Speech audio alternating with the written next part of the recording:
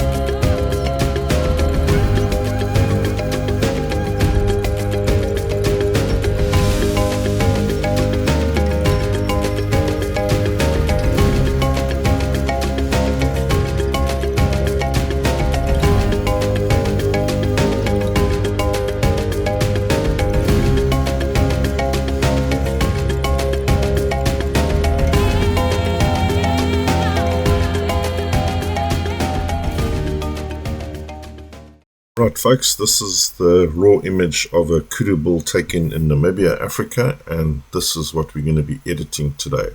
So what do we want to achieve from this edit? We'd like to end up with a low key, add more dark tones, darker backgrounds, add more drama, make it more dramatic and a lot more artistic. Now there were some beautiful winter sun afternoon glows, golden hour glows, and we want to emphasize that through the image. So the first thing we're going to do is do a tight crop to get a portrait, and we go to the cropping tool over there, and to hold your vertical and horizontal proportions the same constant, you can hold down the shift key while you drag your mouse and then release and drag your image into position, the subject, and then hit edit. The next thing I generally do is bring up the vibrance to around 30, the saturation to about 5. I want to emphasize that nice afternoon golden hour, so I'm lifting up the temperatures. I am lifting the highlights. There's quite a bit of, I want to lift the shadows. There's quite a bit of shadows there, and overall increase the clarity as well as contrast. And then we're going to go down and do a bit of sharpening, bit of masking here. Hold down the Alt key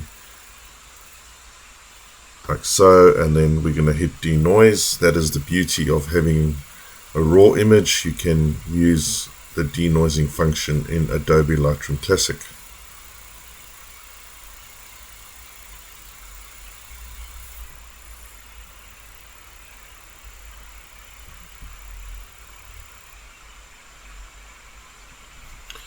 Right, denoising complete.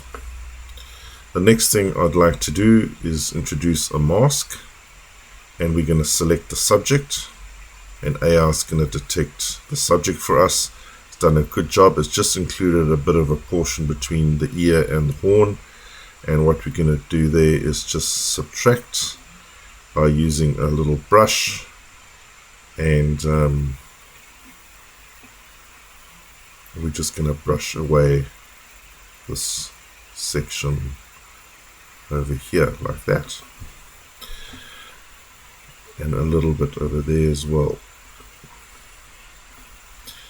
Now that we've got the subject selected, we can do edits to the red highlighted area, and what I would like to do here is overall increase a bit more warmth as well, lift more of the shadows, add in a bit more contrast, a little bit of saturation as well, and I really want to crank up the clarity as well as the texture.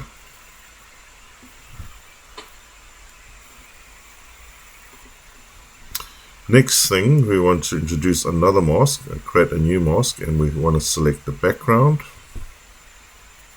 And once again, AI has done a good job. It's just left out this portion here between the ear and the horn, and what we're going to do is just add. And in this instance, we can actually select the subject with a brush, and we're just going to color that portion in there like that. And AI has done a pretty good job as well. Now that we've got the background selected, what I want to do is really tone down the background, drop that overall exposure. I still want to lift the temperatures of the back, that beautiful golden hour glows, possibly a little bit of saturation, and drop down the whites a bit and increase the overall blacks. Not too much, I'd say about like that. Looking pretty good.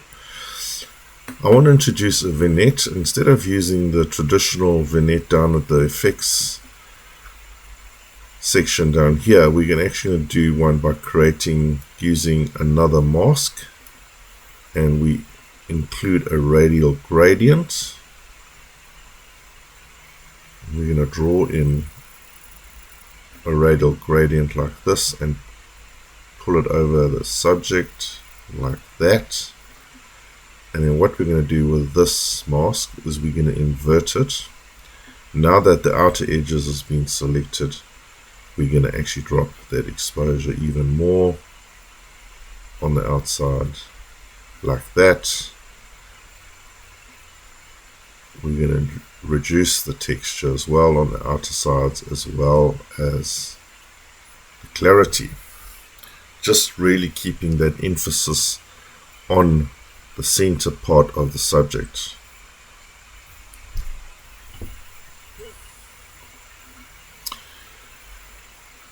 I'd like to create one more mask, so we're going to go create new again, and this instance we are going to select another radial gradient,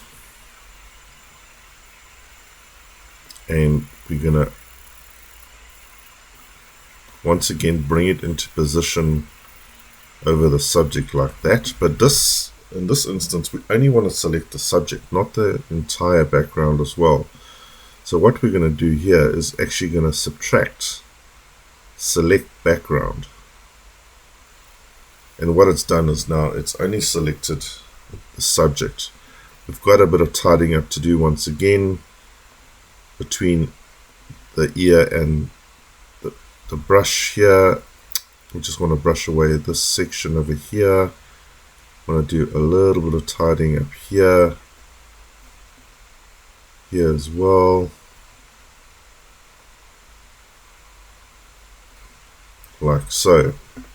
Now that we've got the subject selected, mask number 4, I'd like to lift the overall exposures a bit, increase the contrast once again, drop a little bit of the highlights, add a little bit more of that glow, that warmth, a little bit more saturation, a little bit more texture, and a little bit more clarity as well. And that is basically it, folks. I'm pretty happy with the edit. I hope you enjoyed it and managed to get a couple of tips along the way. If you'd like to share any of your low-key editing techniques or tips, please leave me a comment. It will be greatly appreciated. And thanks for signing in, and I'll see you soon in the next one.